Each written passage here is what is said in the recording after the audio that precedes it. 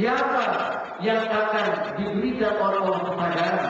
Siapa orang-orang yang mendapatkan petunjuk? Ujung ayat tadi, yaitu orang-orang yang mau datang mendengarkan Al-Quran. Alladzina yastami'una al-qawl. Mereka yang mau mendengarkan petunjuk-petunjuk Allah. Allah katakan, kalau kita mau mendengar, kalau kita mau duduk mengkaji Al-Quran, petunjuk-petunjuk Allah Subhanahu wa Ta'ala, Allah sebutkan dalam ayat itu, ulaika alladzina hadahum. Mereka itulah orang-orang yang diberi petunjuk oleh Allah. Maknanya apa?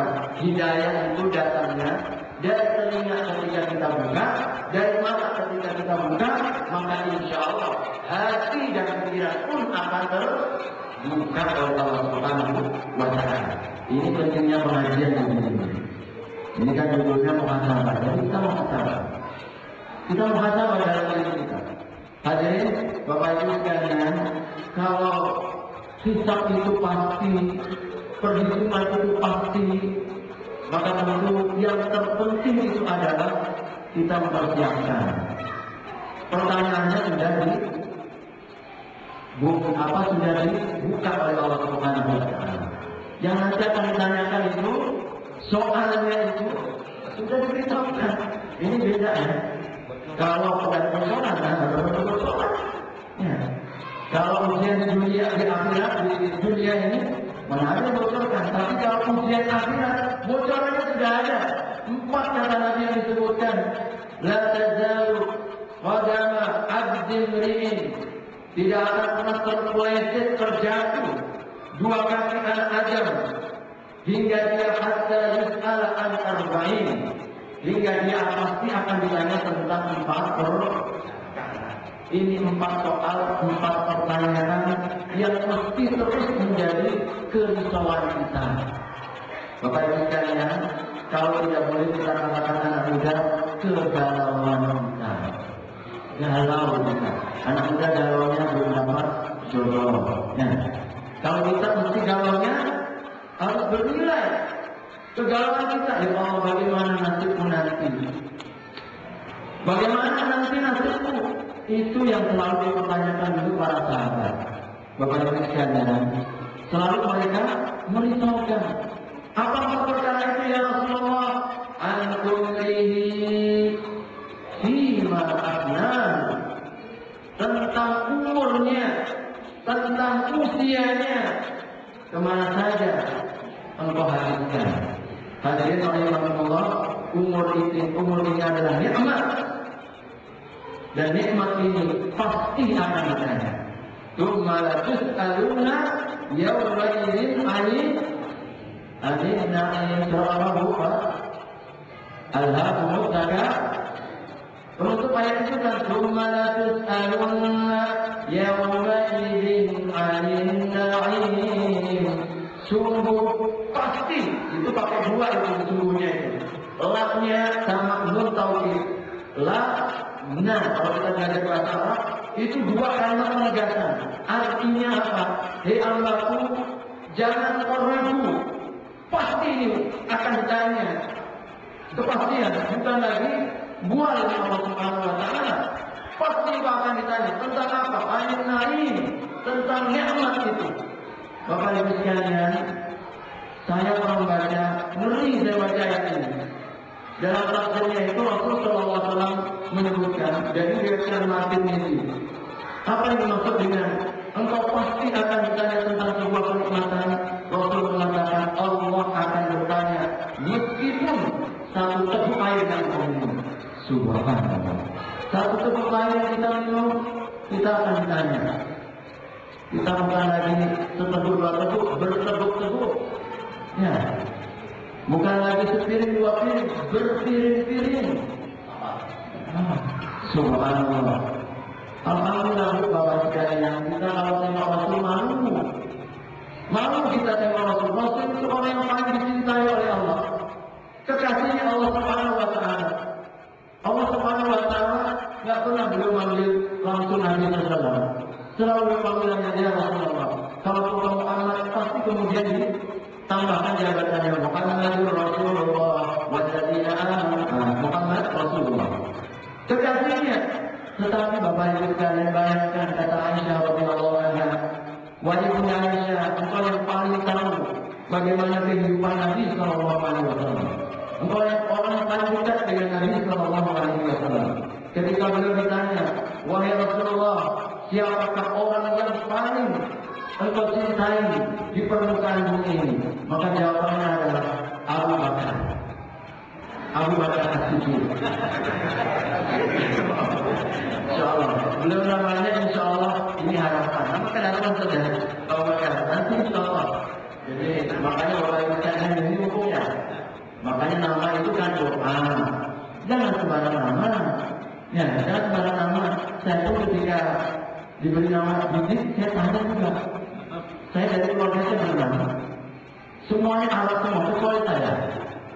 Ada bibitnya, Muhammadnya nomor 2 kan. Tetapi orang-orang itu nama pemberian orang tua. Saya tanya, Bapak Ibu kenapa saya nama bibitnya? Kalau protes. Yang lain nggak ada nama bibitnya. Dulu itu permintaan kakakmu, jadi kakak saya perempuan. Ya. Kakak saya itu perempuan, jadi pengen punya adik namanya bibit, jadi adik itu. Nama itu harapan. Maka kalau namanya Abu Bakar mudah-mudahan, ya. Seperti Abu Bakar As-Siddiq radhiyallahu anhu. Ketika ditanya kemudian siapa ya Rasulullah? Bintuhu, anaknya, yaitu Aisyah radhiyallahu anha. Makanya beliau orang yang paling tahu. Ketika ditanya oleh sahabat, wahai Aisyah, bagaimana kehidupan Rasul? Subhanallah. Kami pernah 2 bulan berturut-turut tidak menekul di api di dapur kami. Bu, pernah 2 bulan berturut-turut tidak menekul.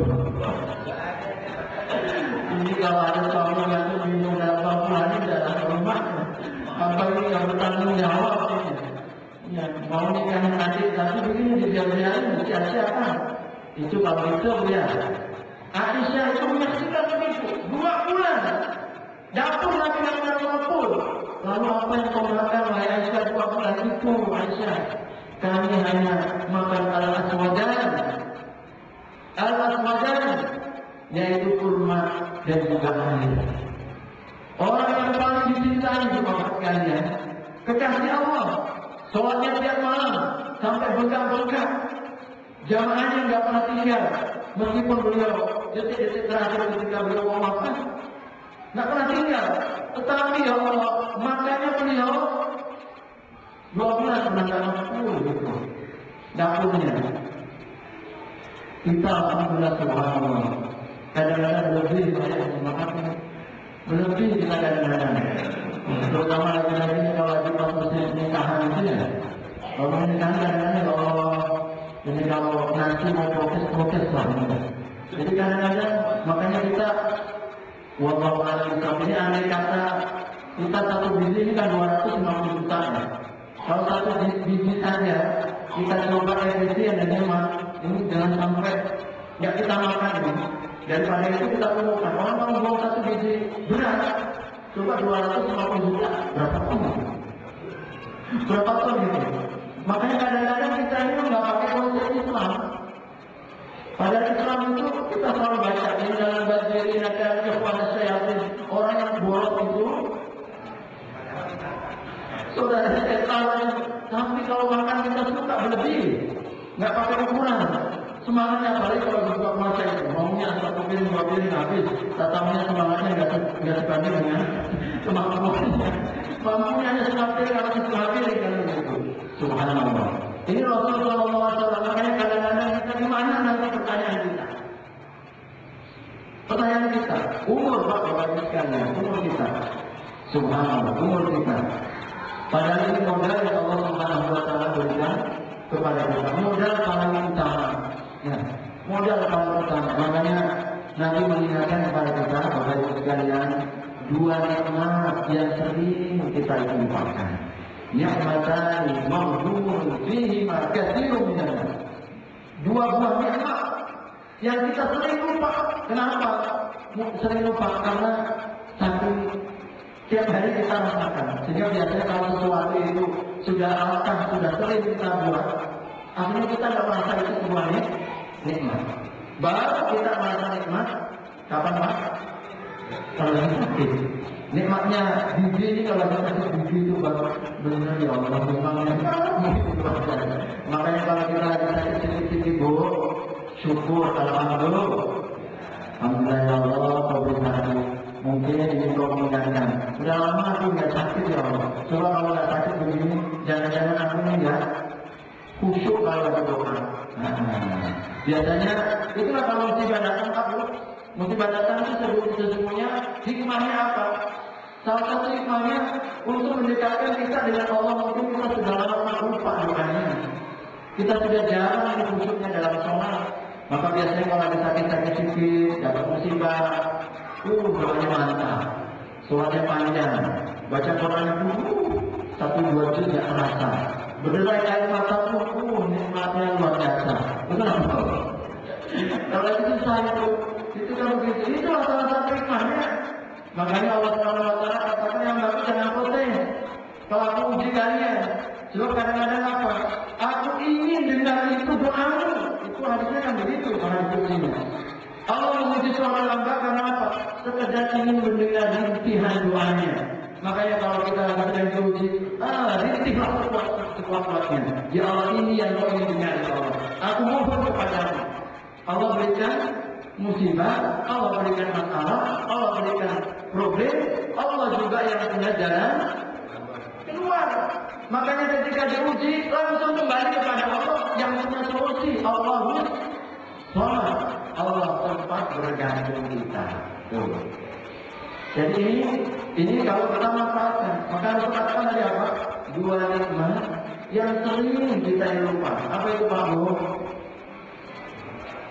As-sihhatu wal faragh. 1 kesehatan, 2 waktu. Umur, waktu kan umur. 1 sehat. Ya Allah, ini nikmat yang luar biasa. Pak Bu, kadang-kadang kalau makanya Rasulullah SAW itu menurut kita, kalau ada yang sakit, segera kita tengok. Ya. Bahkan kadang-kadang apa? Orang yang menjenguk orang sakit itu disertai 72.000 malaikat yang doain. Hadis sahih, 72.000 orang yang doain. Apa malaikat? Bukan lagi orang maksudnya. Bukan jamaah dari syakirin. Malaikat yang bilangin itu 72.000 datang ke kita mendoakan kita orang yang menjenguk orang yang sakit. Itu tidak untuk apa? Rasul mendorong kepada kita memberi semangat. Kalau ada yang sakit, berlomba-lomba kalian menjenguk. Agar apa? Sisi yang lain, agar kalian bisa merasakan nikmatnya sendiri. Kita baru tengok itu, nikmatnya berapa? Kalau tengok orang yang susah berapa? Punya sakit asma, 1 tangki 500.000. Kita malah 24.000. Itu 24.000. Saya pernah membaca itu.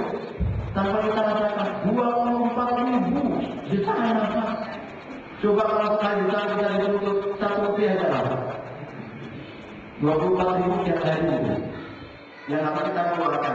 Itu masya Allah kalau ditangani 1 tangki itu 100.000. Makanya mulia.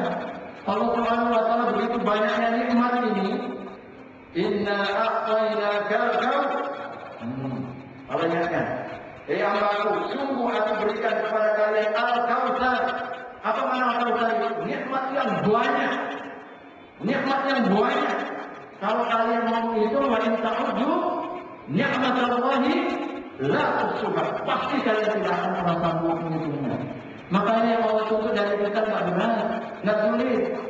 Gimana ya Allah agar kami ini selalu mensyukuri nikmatnya begitu banyak. Allah lanjutkan ayatnya, Fasalli. Sholat tak tahu. Pak Bu, gimana Pak Bapak memberikannya? Sholat. Makanya Nabi SAW ketika menambah sholatnya sampai berapa apa kata Aisyah, wahai Rasulullah, engkau kan sudah diampunkan dosanya orang yang akan datang. Kenapa engkau sholatnya sampai bengkak-bengkak begini ya Rasulullah? Apa jawaban Nabi? Ya Aisyah, tidak bolehkah aku menjadi hamba yang bersyukur? Makanya doanya apa? Allahumma inni ala dzikrika wa syukrika, terusnya wa husni ibadah. Itu perhatikan.